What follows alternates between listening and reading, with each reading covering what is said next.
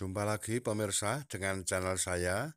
Semoga semua pemirsa yang nonton video ini dalam keadaan sehat walafiat dan mendapatkan rezeki yang melimpah dari Tuhan Yang Maha Kuasa.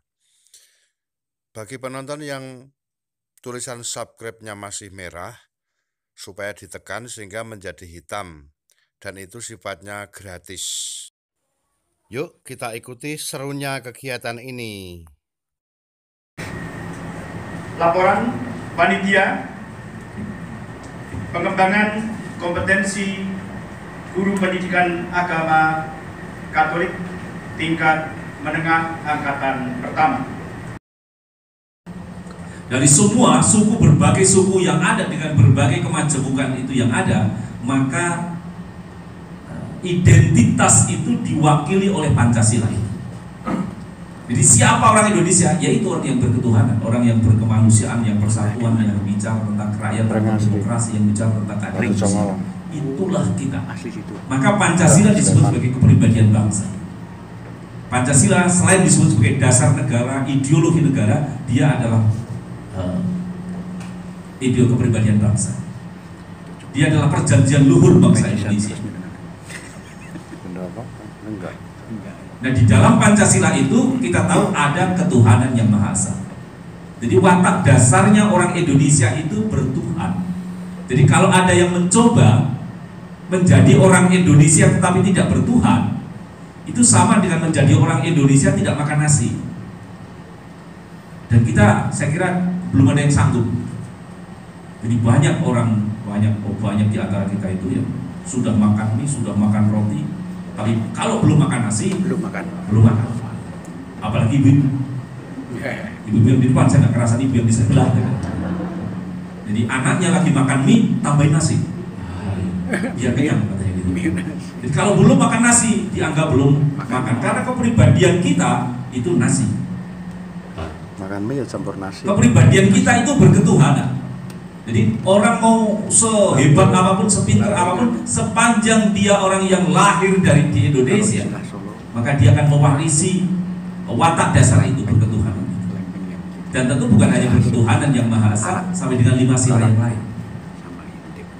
Nah, padahal Bapak dan Ibu, yang sedang kita tuju ke depan sana itu adalah Indonesia Raya, yang sama-sama kita nyanyikan tadi. Indonesia Raya itu yang seperti apa? Indonesia yang besar, Indonesia yang hebat, Indonesia yang mampu melaksanakan 4 tujuan nasionalnya, yang bisa melindungi segenap bangsanya, yang bisa kesejahteraan umumnya maju, yang kehidupan bangsanya cerdas, yang perannya di dalam tata pergaulan dunia di depan.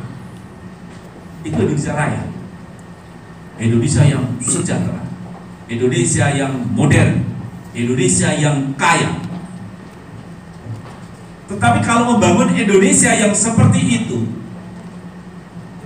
bangunan Indonesia dibangun yang seperti itu, tidak diletakkan di atas dasarnya, di atas fondasinya yaitu Pancasila, maka bangunan besar, bangunan megah itu akan runtuh. Jadi penting bagi kita semua konteksnya sebagai guru pendidikan agama membekali anak-anak kita tentang nilai-nilai Pancasila yang di dalamnya di situ ada nilai-nilai agama, agar kepribadian dia nanti tumbuh itu kepribadiannya tidak gampang rontok, tidak gampang jatuh karena dia dibangun di atas fondasinya sendiri, tidak di atas fondasi yang lain. Kita pernah punya cerita bagaimana orang meragukan Pancasila, sehingga negeri ini pernah diwarnai berbagai bentuk uji coba. Kita pernah menggunakan konstitusi sementara, kita pernah menggunakan konstitusi serikat, pernah menjadi negara serikat dan sebagainya. Ini upaya-upaya secara soft gitu. Ada juga upaya-upaya yang secara lebih keras lagi. Ada banyak pemberontakan dengan mencoba mencari dasar lain, bentuk lain di dalam kita mengelola kehidupan bersama. Ada pemberontakan pemberontakan PKI 48, ada Republik Maluku Selatan, ada Darul Islam DITII, ada apa lagi? Dan sebagainya sampai dengan PKI 65. Dan kemudian kita menemukan istilah Pancasila Sakti. Ini bukan klenik sakti yang kemudian seperti kerisnya Pak Karyanto yang bisa jugruk nih gunung dan sampai segoro itu. Bukan. Sakti artinya kita sudah pernah mencoba membangun Indonesia tapi hasilnya adalah kita berantem satu dengan yang lain. Kita gelut satu dengan yang lain. Jatuh korban ratusan, bahkan tahun 65 bisa disebut jutaan. Kalau kata LSM itu jutaan. Kata yang pernah diakui oleh pemerintah sekitar 500.000. Ini karena kita atau pada saat itu generasi pada saat itu sedang ada upaya oleh sebagian kelompoknya membangun bangsa tidak di atas fondasinya, mencoba bergeser dari jati dirinya. Anak-anak yang sekarang sedang kita didik itu 23 tahun yang akan datang akan mengalami, akan ketemu dengan apa yang kita sebut sebagai Indonesia Emas. 100 tahun usia kemerdekaan Indonesia. Indonesia Raya yang kita cita-citakan itu nanti akan terwujud di tahun 2045 itu. Mereka lah yang nanti akan, kalau jangan lihat saya, kalau saya nanti ya usia saya sudah 76 tahun mungkin gitu ya.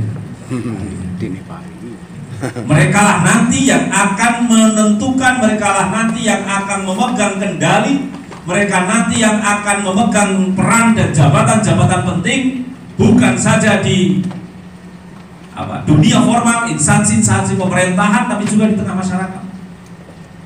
Dan kalau mereka tidak mendapatkan pembekalan yang baik, maka Indonesia Emas, Indonesia Raya yang kita citakan itu ya hanya jadi mimpi di siang bolong, utopis saja.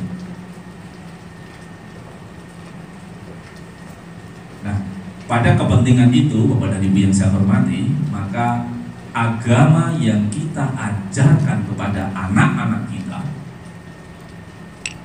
harus memberi supporting yang baik bagi apa yang kemudian kita gelorakan sebagai moderasi beragama. Sesungguhnya agama itu moderat, hanya orangnya saja karena pemahamannya, karena praktek beragamanya, maka agama bisa dibawa pada sisi-sisi pinggirnya saja, ekstrim ke kanan maupun ekstrim ke kiri. Yang berlebihan, yang ekstrim ke kanan itu biasanya sangat tekstualis, kaku. Dan sebenarnya tekstualis itu ya tidak teks itu sendiri, tapi pemahaman dia tentang teks itu. Sementara yang di kiri, yang ekstrim ke kiri itu biasanya sangat kontekstualis. Sehingga yang kanan ini hukum agama itu ya seolah-olah dia itu sendiri sebagai Tuhan. Kalau nggak cocok sama dia berarti nggak cocok sama Tuhan. Kalau dia marah berarti Tuhan yang marah. Di sebelah kiri sana itu ngentengke sekali membuat ringan hukum-hukum agama. Dan pasti dua-duanya itu akan merusak wajah asli agama. Karena wajah asli agama yang ingin kita hadirkan dengan moderasi beragama yang moderat, bukan yang modern, bukan. Semua kita akan berangkat ke kemodernan, tetapi agama tentu nggak bisa dimodernisasi. Yang bisa itu moderat, bukan modern. Ini seringkali atau bukan beberapa kali masih salah-salah orang mengira satu yang seringkali salah itu adalah menyebut sebagai modernisasi agama, bukan. Moderasi agama, moderator, moderat itu ya tengah, nggak ekstrim, nggak berlebihan. Bahasa Solo Tigonya itu ya ngono yo ngono ning ojo ngono. Bahasa Jawanya ya opo-opo sing becik iku sing sak madya. Madya itu tengah. Ing madya mangun karso. Madya di tengah-tengah. Ing madyaning pesamuan, di tengah pertemuan. Ing madyaning palagan, di tengah-tengah area pertempuran. Madya. Nah, beragama yang seperti itulah yang akhirnya nanti akan bisa hidup bersama dengan berbagai kemajemukan yang menjadi keniscayaan dan hadiah dari Tuhan yang Maha Kuasa kepada kita. Tuhan itu kekuasaannya tidak terbatas. Kalau Tuhan mau, bisa Tuhan bikin orang se-Indonesia ini Katolik semua. Bisa nggak Tuhan melakukan itu? Meskipun orang ngeyel-ngeyel, katanya plus 62 yang diatur, katanya begitu ya. Saya nggak tahu plus 62 itu apa gitu ya. Katanya plus 62 itu angel diatur. Apa Tuhan kemudian menyerah ya? Karena kalau yang lain bisa, tapi khusus untuk negara ini kayaknya nggak bisa karena orangnya angel-angel. Tuhan menyerah, nggak mungkin gitu. Kekuasaan Tuhan melampaui semuanya. Jadi Tuhan bisa. Tapi kenapa Tuhan tidak bikin, Tuhan tidak ciptakan, tidak dengan kekuasaannya itu dijadikan orang se-Indonesia Katolik semua? Pasti bukan karena Tuhan tidak mampu, tapi karena Tuhan tidak mau. Kalau Tuhan mau, bisa. Apa yang nggak bisa Tuhan kalau Tuhan mau? Bisa. Dan itu menjadi ujian bagi kita sekalian sebagai pribadi-pribadi yang mewakili nilai-nilai ketuhanan itu, ajaran-ajaran mulia ketuhanan itu di dalam kehidupan kita sehari-hari. Ini yang terus harus kita tanamkan kepada anak-anak kita. Maka dalam hal moderasi beragama ada 4 indikator yang agama harus memberikan support kepadanya. Indikator yang pertama adalah komitmen kebangsaan. Nilai-nilai agama yang kita ajarkan memberikan penguatan kepada kesepakatan luhur yang sudah kita buat, dan bukan sebaliknya. Karena mempersoalkan komitmen kebangsaan ini sama saja dengan mengulangi sejarah dan bahkan membuka luka lama. Jadi dulu, penjenengan ini ngalami semua ya, ketika Undang-Undang Dasar kita belum diamandemen, itu sebutannya presiden berkuasa selama 5 tahun dan bisa dipilih kembali. Dan itu berjalan dari tahun 45 sampai tahun 2000. Kemudian ada amandemen maksimal 2 periode.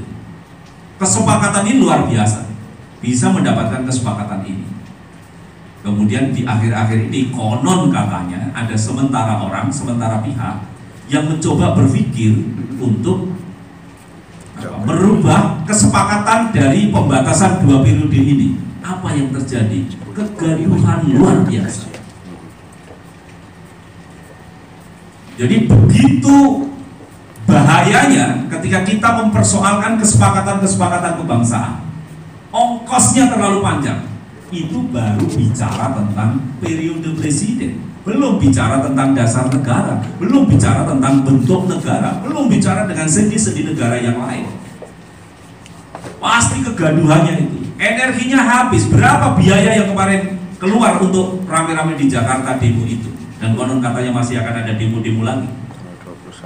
Baik itu yang dikeluarkan oleh orang per orang maupun yang dikeluarkan oleh negara untuk membayar mereka yang luka, untuk mengganti kerusakan-kerusakan fisik yang ada.